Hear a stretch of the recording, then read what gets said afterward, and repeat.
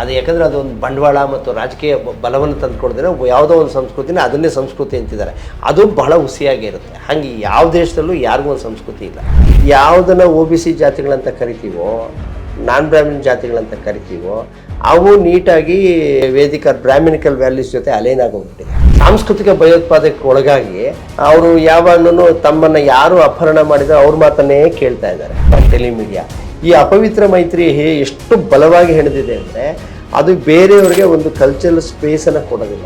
ಇಲ್ಲಿವರೆಗೆ ಯಾರು ಈ ಸ್ಕ್ರಿಪ್ಟ್ಸನ್ನು ಬರೆದಿದ್ದಾರೆ, ಸ್ಕ್ರಿಪ್ಟ್ಸ್ ಬರೆಯುವಾಗ ಅವರು ಫೇಸ್ ಮಾಡ್ತಿದ್ದ ಒತ್ತಡ ಏನು, ಅವರ ಜೀವನ ಅನುಭವಗಳೇನು, ಇವರ ಜೀವನ ಅನುಭವಗಳೇನು, ಇವುಗಳನ್ನೆಲ್ಲ ನೀವು ಪುಟ್ಟಣ್ಣ ಕಣಗಾಲ್ ಸಿದ್ಧಲಿಂಗ ಅನ್ನೋರ ಅವರ 2 ಫಿಲ್ಮ್ಗಳನ್ನು ನೋಡಿಬಿಟ್ರೆ ನಿಮಗೆ ಒಂದು ದೊಡ್ಡ ವ್ಯತ್ಯಾಸನೇ ಕಾಣ್ತದೆ. ಆದರೆ ಜಾತಿಗೆ ಇನ್ನೊಂದು ಮುಖ್ಯವಾದ ಆಯಾಮ ಏನಿದೆ ಅಂದರೆ ಜಾತಿ ಒಂದು ಬಂಡವಾಳನೂ ಆಗಿರುತ್ತೆ. Caste is also A capital. ಸ್ನೇಹಿತರೆ, ಎಲ್ರಿಗೂ ನಮಸ್ಕಾರ. ಇವತ್ತು ಕನ್ನಡ ಸಿನಿಮಾದಲ್ಲಿ ಇತ್ತೀಚಿನ ದಿನಗಳಲ್ಲಿ ಸಾಮಾಜಿಕ ವಿಷಯಗಳ ಬಗ್ಗೆ, ಸಾಮಾಜಿಕ ಪರಿವರ್ತನೆಯನ್ನು ಸಾರುವಂತಹ ಅನೇಕ ಅಂಶಗಳು ಒಳಗೊಳ್ಳಂತಹ ಸಿನಿಮಾಗಳು ಮುನ್ನೆಲೆಗೆ ಬರ್ತಾ ಇದ್ದಾವೆ. ಆ ಕುರಿತು ನಮ್ಮ ಜೊತೆಗೆ ಇವತ್ತು ಸಮಾಜಶಾಸ್ತ್ರಜ್ಞರು ಮತ್ತು ಚಿಂತಕರು ಆಗಿರುವಂತಹ ಡಾಕ್ಟರ್ CG ಲಕ್ಷ್ಮೀಪತಿ ಸರ್ ಅವರು ನಮ್ಮ ಜೊತೆಗಿದ್ದಾರೆ. ಕಾರ್ಯಕ್ರಮಕ್ಕೆ ಮೊಟ್ಟ ಮೊದಲನೇದಾಗಿ ಅವರಿಗೆ ಸ್ವಾಗತವನ್ನು ಕೋರ್ತೇನೆ. Thank you Puneeth. ಸರ್, ಮೊದಲನೇ ಪ್ರಶ್ನೆ ನಿಮಗೆ, ಇತ್ತೀಚೆಗೆ ಬರ್ತಿರುವಂಥ ಕನ್ನಡ ಸಿನಿಮಾಗಳು ಈ ಸಮಾಜದ ಪ್ರತಿಬಿಂಬವಾಗಬಹುದಾ ಅಥವಾ ಸಮಾಜವನ್ನು ರೂಪಿಸುವ ಶಕ್ತಿ ಸಿನಿಮಾ ಕ್ಷೇತ್ರಕ್ಕೆ ಇದೆಯಾ ಅನ್ನೋದು ನನ್ನ ಮೊಟ್ಟ ಮೊದಲನೇ ಪ್ರಶ್ನೆ ಸರ್. ಪುನೀತ್, ಈಗ ಸಿನಿಮಾ ಅಂದರೆ 2 ರೀತಿ ಕಲ್ಪಿಸ್ಕೊಳ್ಳೋ ಮೆಥಡ್ ಇದೆ. ಒಂದು, ಸಿನಿಮಾ ಅಂದರೆ ಒಂದು ಮನೋರಂಜನೆಯ ಮಾಧ್ಯಮ. ಓಕೆ. ಜನರನ್ನ ಸಂತೋಷಪಡಿಸುವ ಅಥವಾ ಅವರ ಭಾವನೆಗಳನ್ನು ಉದ್ದೀಪಿಸೋದು ಅಥವಾ ಅವರನ್ನು ಅವರು ಕಂಡುಕೊಳ್ಳುವಂತೆ ಮಾಡುವುದು. ಇದು ಒಂದು ರೀತಿಯಲ್ಲಿ ಅರ್ಥ ಮಾಡ್ಕೊಳ್ಳೋದು. ಇನ್ನೊಂದು ರೀತಿಯಲ್ಲಿ ಸಿನಿಮಾನ ಅರ್ಥ ಮಾಡ್ಕೊಳ್ಳೋದು ಅಂದರೆ ಸಿನಿಮಾ ಒಂದು ಕಲ್ಚರಲ್ ಎಕಾನಮಿ, ಅದೊಂದು ಕಲ್ಚರಲ್ ಪ್ರೊಡಕ್ಷನ್ನು, ಅದೊಂದು ಇಂಡಸ್ಟ್ರಿ, ಕಲ್ಚರಲ್ ಇಂಡಸ್ಟ್ರಿ. ಓಕೆ. ಯಾವುದೇ ಸಾಹಿತ್ಯ, ಕಲೆ, ಪೇಂಟಿಂಗು, ಸಿನಿಮಾ ಅಂತ ಯಾವುದನ್ನು ಕರಿತೀವೋ ನಾವು, ಅಥವಾ ದೇವರು, ಧರ್ಮ ಯಾವುದನ್ನು ಕರಿತೀವೋ, ಇವೆಲ್ಲವೂ ಕೂಡ ಒಂದು ಕಲ್ಚರಲ್ ಎಕಾನಮಿಗೆ ಸಂಬಂಧಪಟ್ಟಿದ್ದು, ಅಂದರೆ ಸಾಂಸ್ಕೃತಿಕ ಆರ್ಥಿಕತೆಗೆ ಸಂಬಂಧಪಟ್ಟಿದ್ದು, ಮತ್ತು ಅದೊಂದು ಸಂಸ್ಕೃತಿ ಕೈಗಾರಿಕೆ. ಹಾಗಾಗಿ ಸಿನಿಮಾನ ವಿಶ್ಲೇಷಣೆ ಮಾಡುವಾಗ ಈ 2 ಆಯಾಮದಿಂದ ನಾವು ವಿಶ್ಲೇಷಣೆ ಮಾಡಬೇಕಾಗುತ್ತೆ. ಓಕೆ. ಈಗ ಅನೇಕ ಸಾಮಾಜಿಕ ಸಮಸ್ಯೆಗಳು ಮುನ್ನೆಲೆಗೆ ಬಂದಿದೆ ಅಂದರೆ ಯಾಕೆ ಈಗ ಮುನ್ನೆಲೆಗೆ ಬರ್ತಾ ಇದೆ, ಮೊದಲು ಯಾಕೆ ಮುನ್ನೆಲೆಗೆ ಬರಲಿಲ್ಲ, ಮತ್ತು ಹೀಗೆ ಮುನ್ನೆಲೆಗೆ ಬಂದಿರೋದಕ್ಕೆ ಕಾರಣ ಏನು, ಮುನ್ನೆಲೆಯಿಂದ ಉಂಟಾಗೋ ಪರಿಣಾಮವೇನು, ಅದು ಮುನ್ನೆಲೆಗೆ ಬರುವಂಥ ಒತ್ತಡ ಯಾಕೆ ಉಂಟಾಯಿತು, ಈ ಥರದ ಪ್ರಶ್ನೆಗಳನ್ನೆಲ್ಲ ನಾವು ಎಕ್ಸ್ಪ್ಲೋರ್ ಮಾಡ್ಬೋದು ಅಂತ ಅನ್ಸುತ್ತೆ. ಸೊ ಈ ಸಿನಿಮಾಗಳಲ್ಲಿ ಜಾತಿಯ ಕುರಿತು, ಅಂದ್ರೆ ಈ ಮುನ್ನೆಲೆಗೆ ಬರ್ತಾ ಇರುವಂತ ಸಿನಿಮಾಗಳಲ್ಲಿ ಜಾತಿ ಬಗ್ಗೆ ಹೆಚ್ಚು ಚರ್ಚೆ ಆಗ್ತಾ ಇದೆ. ಈ ಕುರಿತು ಏನ್ ಹೇಳಲಿಕ್ಕೆ ಇಷ್ಟಪಡ್ತೀರಿ?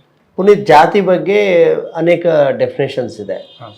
ಒಂದು ಜಾತಿ, ಅದು ತಮಗೆಲ್ಲರಿಗೂ ಗೊತ್ತಿರೋ ಹಾಗೆ, ಜಾತಿ ಒಂದು ಸ್ಥಾನಮಾನ ನಿರ್ಧಾರ ಮಾಡುತ್ತೆ, ಜಾತಿ ಒಂದು ಹುಟ್ಟಿನಿಂದನೇ ಬರುತ್ತೆ ಜಾತಿ. ಆದರೆ ಜಾತಿಗೆ ಇನ್ನೊಂದು ಮುಖ್ಯವಾದ ಆಯಾಮ ಏನಿದೆ ಅಂದರೆ ಜಾತಿ ಒಂದು ಬಂಡವಾಳನೂ ಆಗಿರುತ್ತೆ. Okay. Caste is also A capital, ಬಂಡವಾಳ. ಅದು ಈ ಬಂಡವಾಳವನ್ನು ಯಾರು ಯಾವಾಗ ಹೇಗೆ ಉಪಯೋಗಿಸ್ತಾರೆ ಅನ್ನೋದ್ರ ಮೇಲೆ ಅದು ನಿಂತಿದೆ.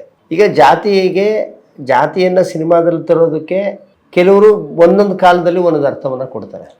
ಆಮೇಲೆ ಜಾತಿ ಅನ್ನೋದು ಎಲ್ಲ ಇಂಡಸ್ಟ್ರಿನಲ್ಲಿ, ಈಗ ನಿಮ್ಮ ಹೋಟೆಲ್ ಇಂಡಸ್ಟ್ರಿನಲ್ಲಿ ಯಾವ ಜಾತಿಗಳು ಹಿಡಿತದಲ್ಲಿದೆಯೋ, ಅಥವಾ ನಮ್ಮ ಬೇರೆ ಬೇರೆ ಉದ್ಯಮಗಳು ಯಾರು ಹಿಡಿತದಲ್ಲಿದೆಯೋ, ಹಾಗೇ ಕೂಡ ಸಿನಿಮಾನು ಸಾಂಸ್ಕೃತಿಕ ಉದ್ಯಮವಾಗಿ ಕೆಲವು ಜಾತಿಗಳ, ಪ್ರಬಲ ಜಾತಿಗಳು ಎಂದು ಕರೆಯಬಹುದಾದ ಜಾತಿಗಳ ಹಿಡಿತದಲ್ಲೇ ಇತ್ತು.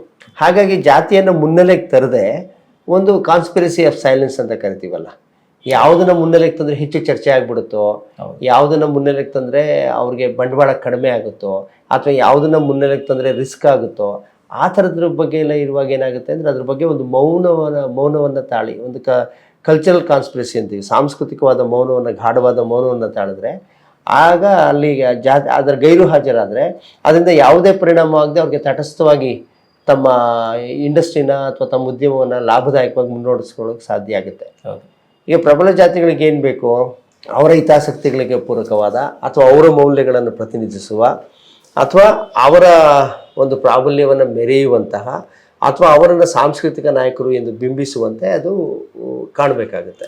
ಹಾಗಾಗಿ ಅವರು ಸಾಮಾನ್ಯವಾಗಿ ಏನು ಮಾಡ್ತಾರೆ ಅಂದರೆ ಪ್ರಬಲ ಜಾತಿಗಳ ಮೌಲ್ಯಗಳೇ ಪ್ರಧಾನವಾಗಿರುವಂತೆ ನೋಡ್ಕೊಳ್ತಾರೆ. ಉದಾಹರಣೆಗೆ ನೀವು ಈ ಪ್ರಶ್ನೆ ಒಂದು ಕೇಳ್ಬೋದು, ಹಾಗಾದರೆ ಭಕ್ತ ಕುಂಬಾರ ಯಾಕೆ ಮಾಡಿದ್ರು ಡಾಕ್ಟರ್ ರಾಜ್ಕುಮಾರ್ ಅವರು, ಕರೆಕ್ಟ್, ಅಥವಾ ಭಕ್ತಚೇತ ಒಬ್ಬ ಹರಿಜನ ವ್ಯಕ್ತಿ, ಒಬ್ಬ ಚಪ್ಪಲಿ ಹೊಲಿಯುವ ಕಾಯಕ ಮಾಡುವ ವ್ಯಕ್ತಿಯೊಬ್ಬನ ಪಾತ್ರಕ್ಕೆ ಹೇಗೆ ಮಹತ್ವ ಸಿಗುತ್ತೆ, ಅಥವಾ ಅವ್ರು ಹೇಗೆ ಮಂತ್ರಾಲಯ ಮಹಾತ್ಮ ರಾಘವೇಂದ್ರನ ಪಾತ್ರ ಹೇಗೆ ಮಾಡಿದ್ರು, ಒಬ್ಬ ಬ್ರಾಹ್ಮಣ ಮಾಧ್ವ ಬ್ರಾಹ್ಮಣ ಸ್ವಾಮೀಜಿಯ ಪಾತ್ರವನ್ನು ಹೇಗೆ ಮಾಡಿದ್ರು, ಈ ಥರದ ಪ್ರಶ್ನೆಗಳನ್ನು ನೀವು ಕೇಳಬಹುದು. ಆ ಪ್ರಶ್ನೆಗಳನ್ನು ಕೇಳಿದಾಗ್ಲೂ ಅದರಲ್ಲಿ ಒಂದು ಸಣ್ಣ ಸೂಕ್ಷ್ಮ ಇದೆ.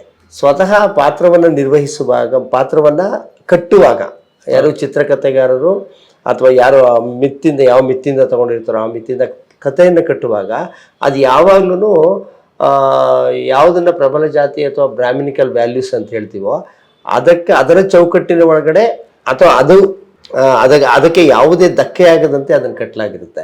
ಅಂತಿಮವಾಗಿ ಇವೆಲ್ಲ ಹರಿಭಕ್ತಿಯಲ್ಲಿ ಅಥವಾ ಭಕ್ತಿ ಪರಂಪರೆಯಲ್ಲಿ ಕೊನೆಗೊಳ್ಳೋದ್ರಿಂದ ಈ ಭಕ್ತಿ ಪರಂಪರೆ ಏನು ಹೇಳುತ್ತೆ ಅಂದರೆ ಅಂತಿಮವಾಗಿ ಅದೆಲ್ಲವೂ ದೇವರಲ್ಲಿ ಸರೆಂಡರ್ ಆಗುತ್ತೆ. ಎಂಥ ದೇವರಲ್ಲಿ ಸರೆಂಡರ್ ಆಗುತ್ತೆ ಅಂದರೆ ಅದು ವೈದಿಕ ಪ್ರಧಾನವಾದ ದೇವರ ಪಾದಗಳಲ್ಲಿ ಶರಣಾಗೋಗುತ್ತೆ. ಹಾಗಾಗಿ ಒಂದು ರೀತಿಯಾಗಿ ಇಲ್ಲಿ ಒಂದು ವೈರುಧ್ಯ ಇದೆ. ಒಂದು ರೀತಿಯಾಗಿ ಇವು ಕ್ರಾಂತಿಕಾರಿ ಪಾತ್ರಗಳು ಅಂತ ನಾವು ಅಂದ್ಕೊಂಡ್ರು, ಇಲ್ಲಿ ಜಾತಿಯನ್ನು ಚರ್ಚೆ ಮಾಡಿದ್ದಾರೆ ಅಂದ್ಕೊಂಡ್ರು, ಪರೋಕ್ಷವಾಗಿ, ಪ್ರತ್ಯಕ್ಷವಾಗಿ ಅಂದರೆ ಪರೋಕ್ಷವಾಗಿ ಚರ್ಚೆ ಮಾಡಿದ್ದಾರೆ ಅಂದ್ಕೊಂಡ್ರು, ಅವೆಲ್ಲ ಹರಿಪಾದದಲ್ಲಿ ಲೀನವಾಗಿ ಹೋಗಿ ಆ ಸಮಸ್ಯೆ ಒಂದು ಆಧ್ಯಾತ್ಮಿಕ ಸ್ಪರ್ಶವನ್ನು ಪಡೆದುಕೊಂಡ ಕೂಡಲೇ ವಾಸ್ತವದಿಂದ ದೂರ ಆಗುತ್ತೆ. ಆಮೇಲೆ ಈ ಮೊದಲು ಅಂದ್ರೆ ಈಗ ಇತ್ತೀಚಿನ ಚಲನಚಿತ್ರಗಳ ಬಗ್ಗೆ ನಾನು ಹೇಳ್ತೇನೆ ನಿಮ್ಗೆ. ಈ ಮೊದಲು ಹಳೆ ಡಾಕ್ಟರ್ ರಾಜ್ಕುಮಾರ್ ಅವರ ಆದಿಯಿಂದಲೂ ತಗೊಂಡ್ರು, ಮತ್ತೆ ಕನ್ನಡ, ತೆಲುಗು, ತಮಿಳು, ಮಲಯಾಳಂ ಎಲ್ಲಾ ಸಿನಿಮಾ ಕ್ಷೇತ್ರಗಳನ್ನ ತಗೊಂಡಾಗ ಜಾತಿ ಕುರಿತು ಅಥವಾ ಜಾತಿ ಸಮಸ್ಯೆ ಕುರಿತು ಸಿನಿಮಾಗಳು ಬಂದಿದಾವ, ಚರ್ಚೆ ಆಗಿದಾವ, ಚರ್ಚೆ ಮುನ್ನೆಲೆಗೆ ಬಂದಿದೆಯಾ? ಇದು ಬೇರೆ ಬೇರೆ ಸಂದರ್ಭದಲ್ಲಿ ಬೇರೆ ಬೇರೆ ಚಳುವಳಿ. ಈ ಕೇರಳದಲ್ಲಿ ನಾರಾಯಣ್ ಗುರು ಅವ್ರ ಚಳುವಳಿ ನಡೆದಿದೆ, ಹಾಗೆ DMK ಚಳುವಳಿ ನಡೀತಿದೆ, ನಾನ್ ಬ್ರಾಹ್ಮಿನ್ ಮೂವ್ಮೆಂಟು ದ್ರಾವಿಡ ಚಳುವಳಿ ತಮಿಳುನಾಡಲ್ಲಿ ನಡೆದಿದೆ, ಆಂಧ್ರದಲ್ಲಿ ನಕ್ಸಲೀಯ ಚಳುವಳಿ, ಬೇರೆ ಬೇರೆ ಚಳುವಳಿಗಳೆಲ್ಲ ನಡೆದಿದೆ. ಹಾಗೆ ಕರ್ನಾಟಕದಲ್ಲಿ ದಲಿತ ಚಳುವಳಿ, ರೈತ ಚಳುವಳಿ ಎಲ್ಲ ನಡೆದಿದೆ.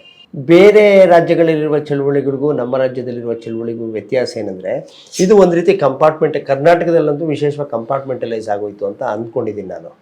ಯಾಕಂದರೆ ಚಳುವಳಿಗೂ ಸಾಹಿತ್ಯಕ್ಕೂ ನಿಕಟವಾದ ಸಂಬಂಧ ಏರ್ಪಟ್ಟಿದೆ. ಎರಡೂ ಸಾಂಸ್ಕೃತಿಕ ಘಟನೆಗಳೇ, ವಿದ್ಯಮಾನಗಳೇ. ಆದರೆ ಸಿನಿಮಾವನ್ನು ಇದರಿಂದ ಬೇರ್ಪಡಿಸಿ, ಸಿನಿಮಾ ಯಾಕೆ ಬೇರ್ಪಟ್ಟೋಯ್ತು ಅನ್ನೋದು ಬಹಳ ಅಧ್ಯಯನಯೋಗ್ಯವಾದ ವಿಚಾರ. ಯಾಕಂದರೆ ಈ ದಲಿತ ಚಳುವಳಿ ಆಗಲಿ, ರೈತ ಚಳುವಳಿ ಆಗಲಿ, ಇತರ ಜನಪರ ಚಳುವಳಿಗಳಾಗಲಿ ಯಾಕೆ ಇದನ್ನು ಪ್ರಭಾವಿಸ್ತಿಲ್ಲ ಅಥವಾ ಉದ್ದೇಶಪೂರ್ವಕವಾಗಿ ಪ್ರಭಾವಿಸಲ್ಲಂತೆ ತಡೆ ಹಿಡಿಯಲಾಯಿತೆ?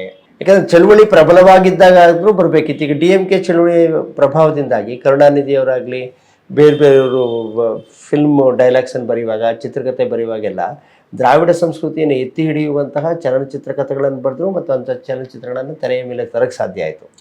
ಹಾಗೆಯೇ ಕೇರಳದಲ್ಲೂ ಆ ರೀತಿಯ ಕಮ್ಯುನಿಸ್ಟ್ ಪ್ರಭಾವದಿಂದಾಗಿ ಕೆಲವು ಪ್ರಯೋಗಗಳನ್ನು ಮಾಡಲಾಯಿತು. ಆದರೆ ವರ್ಗಕ್ಕೆ ಹೆಚ್ಚು ಪ್ರಾಮುಖ್ಯತೆ ಕೊಟ್ಟರು, ಜಾತಿಯನ್ನು ಅಲ್ಲಿಯೂ ಬಚ್ಚಿಡುವ ಪ್ರಯತ್ನ ಮಾಡಿದ್ರು.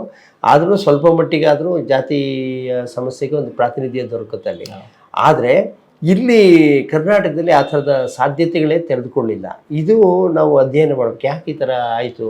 ಒಂದು ಇಲ್ಲಿ ನನಗೆ ಅಂತಿರೋ ಹಾಗೆ ಇಲ್ಲಿರುವ ನನ್ನ ಅನುಭವದಲ್ಲಿ ಹೇಳಬೇಕಾದ್ರೆ, ನಮ್ಮ ಸಾಹಿತ್ಯಗಳು ಸ್ಪೋಕ್ಸ್ ಪರ್ಸನ್ ಆದ್ರಲ್ಲ, ನಾವು ಇಂಟೆಲೆಕ್ಚುಯಲ್ಸ್ ಅಂತ ಯಾರು ಕರೆದುಕೊಂಡ್ರು, ಅವರು ಇಂಟೆಲೆಕ್ಚುಯಲ್ಸ್ ಅಂತ ಕರೆದುಕೊಂಡವರು ತುಂಬ ಅವರು ಇಂಟೆಲೆಕ್ಚುಯಲ್ಸ್ ಆದ್ರೂ ಅವ್ರ ಟೇಸ್ಟ್ ಅನ್ನೋದ್ರ ಬಗ್ಗೆ ಒಂದು ಬ್ರಾಹ್ಮಿನಿಕಲ್ ಟೇಸ್ಟನ್ನೇ ಒಳ್ಳೆಯ ಟೇಸ್ಟ್ ಅಂತ ಭಾವಿಸ್ಬಿಟ್ಟು ಅಂತ ನಾನು ಅಂದ್ಕೊಂಡಿದ್ದೀನಿ. ಅಭಿರುಚಿ ಅಂತ ಇರುತ್ತಲ್ಲ, ಈಗ ಆವಾಗ ಶ್ರೇಷ್ಠತೆ ಶ್ರೇಷ್ಠ ಸಾಹಿತ್ಯ ಸಮ್ಮೇಳನ ಅಂತ P. ಲಂಕೇಶ್ ಅವ್ರ ನೇತೃತ್ವದಲ್ಲಿ ಒಂದು ನಡೆಯುತ್ತೆ, ಅಂದರೆ ಕನ್ನಡ ಸಾಹಿತ್ಯ ಸಮ್ಮೇಳನಕ್ಕೆ ವಿರುದ್ಧವಾಗಿ. ಹಾಗೆ ನೋಡಿದ್ರೆ ಈ ಜಾಗೃತ ಸಾಹಿತ್ಯ ಸಮ್ಮೇಳನ ಅಂತ ನಡೆದಿದ್ದು ಕನ್ನಡ ಸಾಹಿತ್ಯ ಸಮ್ಮೇಳನದಷ್ಟು ಜನನ ಒಳಗೊಂಡಿರಲಿಲ್ಲ. ಅದೊಂದು ಕನ್ನಡ ಸಾಹಿತ್ಯ ಸಮ್ಮೇಳನ ಅದರೆಲ್ಲ ಮಿತಿಗಳ ನಡುವೆ ಅದೊಂದು ಮಾಸ್ ಮೂವ್ಮೆಂಟ್ ಥರ ಇರುತ್ತೆ. ಜನರು ಹೋಗಿ ಜಾತ್ರೆ ಥರನೋ ಅಥವಾ ಹಬ್ಬ ಹರಿದಿನದ ಥರನೋ ಹೋಗಿ ಭಾಗವಹಿಸೋ ಥರ ಅವಕಾಶ ಇರುತ್ತೆ. ಆದರೆ ಈ ಜಾಗೃತ ಸಾಹಿತ್ಯ ಸಮ್ಮೇಳನ ಅದು ಒಂದು ಆಗ ಕೆಲವರು KV ಸುಬ್ಬಣ್ಣ ಅವರು ಕಾಮೆಂಟ್ ಮಾಡೋದಂತೆ ಒಂದು ಶ್ರೇಷ್ಠತೆಯ ವ್ಯಸನ ಹಿಡಿದು ಒಂದು ಟೇಸ್ಟ್ ಅನ್ನೋದು ಏನು ಅವರು ನಿರ್ಧಾರ ಮಾಡಿಬಿಟ್ರು. ಟೇಸ್ಟ್ ಅಂದ್ರೆ ಹೀಗಿರುತ್ತೆ, ಒಂದು ಅಭಿರುಚಿ ಅಂದ್ರೆ ಹೀಗಿರುತ್ತೆ. ಹಾಗಾಗಿ ನಮ್ಮ ಸಿನಿಮಾಗಳಿಂದ ದೂರ ಇವ್ರು ಸರಿದ್ರು. ಆದ್ರೂ ಸಿನಿಮಾದವರು ಎಷ್ಟೋ ಜನಪ್ರಿಯ ಕಾದಂಬರಿಕಾರರ ಕಾದಂಬರಿಗಳನ್ನು ತಗೊಂಡು ಕಾದಂಬರಿ ಆಧಾರಿತ ಚಿತ್ರಗಳನ್ನೆಲ್ಲ ಮಾಡಿದ್ದಾರೆ. ಮತ್ತು ಎಂದು ಕಾದಂಬರಿ ಆಧಾರಿತ ಚಿತ್ರಗಳನ್ನು ಮಾಡಿದವರು ಅಥವಾ ಅವರನ್ನೆಲ್ಲ ಇವರು ಅದು ಬಹಳ ಗಂಭೀರವಾಗಿ ಪರಿಗಣಿಸ್ತಿಲ್ಲ ಸಿನಿಮಾ ಇಂಡಸ್ಟ್ರಿಯಲ್ಲಿರೋ, ನಮ್ಮ ಸಾಹಿತ್ಯ ಲೋಕದಲ್ಲಿರೋರು. ಮತ್ತು ಇಂಥ ಒಂದು ಸಿನಿಮಾ ಜಗತ್ತನ್ನು ಇವರು ಪಾಶ್ಚಿಮಾತ್ಯ ಸಿನಿಮಾಗಳ ಬಗ್ಗೆ ಬರಿತಿದ್ರು, ಮತ್ತೊಂದ್ರ ಬಗ್ಗೆ ಬರಿತಿದ್ರು. ಆದರೆ ನಮ್ಮದೇ ಸಿನಿಮಾಗಳ ಬಗ್ಗೆ ಇನ್ನೂ ಹೆಚ್ಚು ಕಾಳಜಿ ವಹಿಸಿ ಅಧ್ಯಯನ ಯೋಗ್ಯವಾಗಿ ಮಾಡಿದ್ದಿದ್ರೆ ಅಥವಾ ಅದ್ರ ಬಗ್ಗೆ ಆಸಕ್ತಿ ತೋರಿಸಿದ್ರೆ, ಕುತೂಹಲ ಇದ್ದಿದ್ರೆ ಆ ಒಂದು ನೀಟಾಗಿ ಬ್ಲೆಂಡ್ ಆಗೋ ಚಾನ್ಸ್ ಇತ್ತು ಅಂತ ನನ್ನ ಅಭಿಪ್ರಾಯ. ಓಕೆ.